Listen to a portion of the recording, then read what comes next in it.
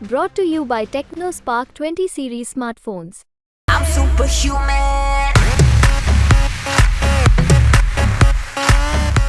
नमस्कार, बिहार तक देख रहे हैं आप और आपके साथ मैं हूं हर्षिता सिंह। बिहार में 2024 की जंग जोर पकड़ती जा रही है। 2 चरणों के चुनाव भी संपन्न हो चुके हैं और अब तीसरे चरण का चुनाव होने जा रहा है बिहार में। और इन सभी चरणों में सबसे ज्यादा अगर किसी की चर्चा हुई और हो रही है तो वो है निर्दलीय उम्मीदवार, जो बिहार में तमाम पार्टियों के साथ साथ बड़ी बड़ी पार्टियों के लिए सिरदर्द बन चुके हैं।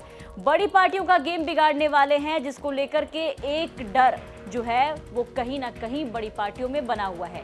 बीते चुनाव में पप्पू यादव थे, जिन्होंने पूर्णिया में ताल ठोक के हलचल बढ़ा दी। और अब आने वाले चुनाव में सबसे ज्यादा किसी निर्दलीय उम्मीदवार की चर्चा है तो वो है पवन सिंह, हिना शहाब और उनके साथ साथ आनंद मिश्रा। जानकारों की माने तो ये कैंडिडेट महागठबंधन और एनडीए का खेल बिगाड़ देंगे। इसके अलावा स्थानीय जनता इनके समर्थन में आगे आ रही है, पुराने खिलाड़ी को पसंद नहीं कर रही है और इनको देख करके जनता खूब भीड़ जुटा रही है। उदाहरण के तौर पर आप पवन सिंह को काराकाट से देख सकते हैं, काराकाट का रोड शो और जनसंवाद देख सकते हैं। उनका लोगों का प्यार किस तरह से उन्हें मिल रहा है। हालांकि ये प्यार वोटों में तब्दील हो पाएगा कि नहीं, ये एक बड़ी चुनौती जरूर है, लेकिन फिलहाल जो समर्थन और जो प्यार, जो आशीर्वाद पावर स्टार पवन सिंह को मिल रहा है, उसने बीजेपी की नींद उड़ा दी है। और ये हम नहीं कह रहे, ये बातें आरके सिंह के कल का बयान बोल रहा है, जिसके बाद ऐसी चर्चा हो रही है कि आरके सिंह ने जो बयान दिया कि बैठ जाए पवन सिंह, नहीं तो पार्टी से निष्कासित कर दिए जाएंगे, निकाल दिए जाएंगे, कार्रवाई की जाएगी, ये बयान बीजेपी की टेंशन बयां करने के लिए काफी है। अब देखिए, पवन सिंह की एंट्री से पहले ये माना जा रहा था कि उपेंद्र कुशवाहा के लिए काराकाट की जंग जो है वो बस महागठबंधन के उम्मीदवार से है, जहां से वामदल के उम्मीदवार है। काराकाट लोकसभा का चुनाव राष्ट्रीय लोक मोर्चा के उम्मीदवार उपेंद्र कुशवाहा के लिए बड़ा आसान भी माना जा रहा था। वो कह भी रहे थे कि मोदी का हाथ मेरे ऊपर है तो मैं चुनाव जीत जाऊंगा। लेकिन उपेंद्र कुशवाहा और सीपीआई-एमएल उम्मीदवार राजाराम कुशवाहा के बीच की लड़ाई को पवन सिंह ने त्रिकोणात्मक राह पर ला करके खड़ा कर दिया। अब पवन सिंह तमाम दलों पर भारी अपनी लोकप्रियता के कारण भी पड़ रहे हैं। पवन सिंह के फैन के कारण भी ये काफी महत्वपूर्ण माना जा रहा है कि उनकी फैन फॉलोइंग इतनी तगड़ी है कि लोगों का प्यार मिल रहा है।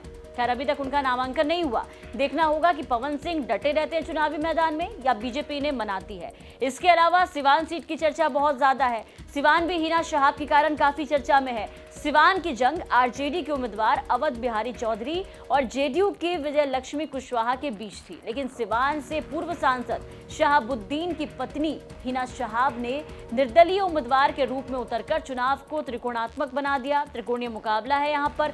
हिना शहाब पहले भी राजद के टिकट पर चुनाव लड़ चुकी हैं, लेकिन जीत नहीं पाई। इस बार निर्दलीय चुनावी मैदान में है। निर्दलीय उतरने से राजद का जो माय समीकरण है वो कहीं ना कहीं हिना के पक्ष में दिख रहा है। कहा जा रहा है कि हिना जेडीयू के उम्मीदवार का भी खेल बिगाड़ेंगी, क्योंकि नीतीश कुमार ने वहां से अपने सिटिंग सांसद कविता सिंह का टिकट काटकर राजपूतों को नाराज कर दिया। ऐसे में राजपूत का मत हिना की तरफ मुखातिब हुआ तो सिवान का खेल बदल सकता है और दलों का जो गेम है वो बिगड़ सकता है। अब बक्सर की चर्चा। बक्सर से आनंद मिश्रा को लेकर के खूब चर्चा है। पूर्व आईपीएस रहे हैं। बक्सर में इन दिनों चारों तरफ अगर आप देखेंगे तो आनंद मिश्रा की चर्चा है। आनंद मिश्रा गांव-गांव जा रहे हैं, लोगों से जनसंपर्क कर रहे हैं, उन्हें चारों तरफ से समर्थन भी मिल रहा है। बक्सर में स्थानीय और बाहरी की जो लड़ाई है वो हो गई है। ब्राह्मण और राजपूत बहुल क्षेत्र को ध्यान में रखकर बीजेपी से मिथिलेश तिवारी और आरजेडी के पूर्व मंत्री सुधाकर सिंह के बीच ये मुकाबला हो रहा था। लेकिन अब देखिए कि आईपीएस पदाधिकारी आनंद मिश्रा, जिन्होंने वीआरएस ले लिया था, उनकी एंट्री ने बक्सर लोकसभा चुनाव को अब त्रिकोणीय संघर्ष पर ला करके खड़ा कर दिया है।